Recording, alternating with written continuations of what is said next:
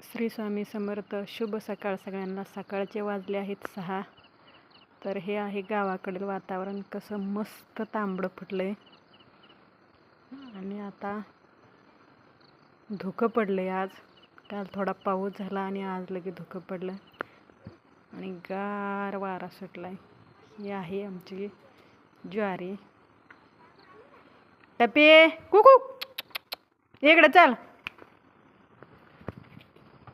काय तिकडे दादाकडे? हां अगं पण लावला ना तो, तुला मार पाहिजे बघ. चल तिकडे बस. बस तिथे खाली.